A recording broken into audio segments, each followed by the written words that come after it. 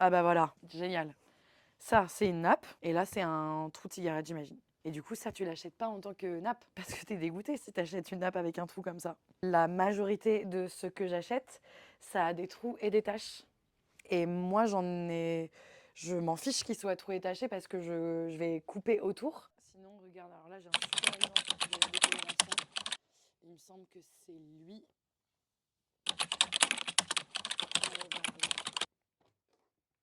Donc, du coup, moi, je m'appelle Marie et je suis la créatrice de Atelier Coquillette, qui est une marque de vêtements et d'accessoires qui sont faits dans des draps de seconde main. Et là, on est dans l'atelier de Coquillette à Biarritz. Donc là, par exemple, c'est un des petits hauts à boutons. Voilà, c'est des petites combis-shorts pour aller à la plage, avec une petite veste en jean, des baskets.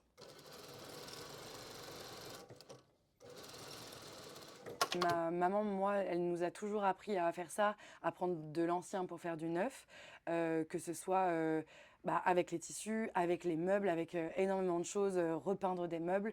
Donc vraiment, j'ai été élevée, moi, là-dedans. Et c'est vrai que quand je me suis mise à la couture, pour moi, ça m'a paru normal d'aller récupérer, du coup là en l'occurrence des draps, mais de récupérer des tissus qui n'étaient plus utilisés. Ici c'est la première partie où il y a tous les draps que je vais chiner à la Croix-Rouge à Emmaüs, où je peux faire des grandes pièces, donc par exemple les pantalons, les salopettes, les grandes robes. Et une fois que je peux plus coudre ces pièces-là, ça part dans un autre meuble.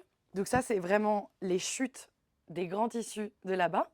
Et là-dedans je vais pouvoir faire des robes à bretelles, les combis shorts, des shorts. Et là, c'est vraiment pour les petits tops, pour les trousses de toilette, donc ça commence à devenir vraiment petit. Une fois qu'il n'y a plus de place, ça part encore dans un autre meuble. Donc c'est ces 3 tiroirs ici qui sont mais magnifiquement bien rangés. Et là-dedans, c'est vraiment tous les accessoires, les chouchous, les porte-clés, les bandanas. C'est vraiment toute la fin des tissus en fait. Quand on voit la quantité de tissus que je fais rentrer dans l'atelier et les sacs poubelles que je peux jeter, c'est vraiment rien du tout. Enfin, ça s'apparente vraiment à... C'est un sac poubelle de 30 litres une fois tous les 10 jours, quoi, à peu près. Bah regarde, je vais te montrer le tissu du haut que je porte. Voilà. Donc ça, c'était un drap de place, il me semble. Et tu vois, il va rester ça. Et là-dedans, moi, à vue d'œil, je sais que je peux faire un chouchou, 3 petites pochettes. Ma chaussure parce que j'ai l'habitude de coudre en chaussettes. Donc j'en ai enlevé une, hop. Pourquoi? Parce que, mais je sais pas, je sais que, enfin, je sens beaucoup plus la pédale sans ma chaussure. Ok.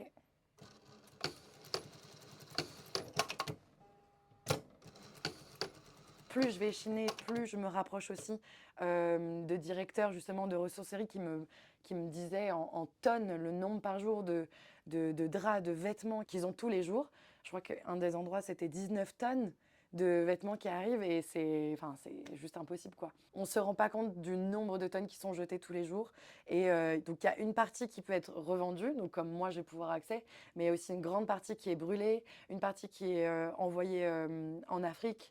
Bah, enfin, je veux dire, là, aujourd'hui, c'est impossible de faire semblant qu'on ne sait pas quand on achète un t-shirt à, je sais pas, à 5 euros, même 10 euros, c'est pas assez cher pour un t-shirt, très clairement. On sait que la qualité va pas suivre, que ça a été fait dans des conditions terribles, que ça a pris des bateaux, des avions, etc. Et les matières sont vraiment pas top. Enfin, ça bouloche, ça tient pas. On le passe une fois en machine, ça a plus la même tête. Alors là, c'est le moment magique. Du coup, j'ai la petite ouverture avec le zip que j'avais ouvert à l'intérieur.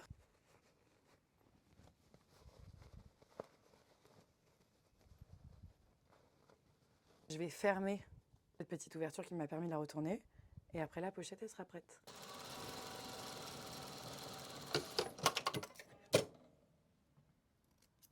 Et après, je rentre la doublure à l'intérieur.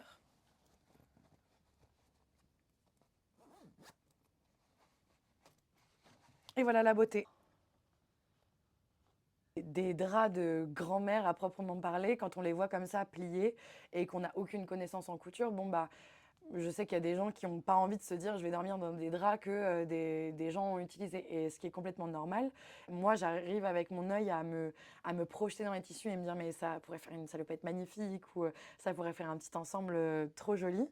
Et du coup, ça lui donne une valeur. Donc moi, j'ai l'impression que quand je le prends à Emmaüs, il n'a pas de valeur sur le moment parce qu'il est sale, parce que machin.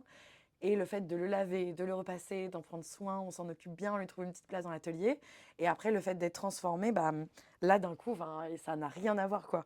Et là, si tu avais vu le drap, par exemple, de ce haut plié avant, bah, tu serais passé complètement à côté, alors que là, bah, on voit que ça, quoi. Donc, voilà.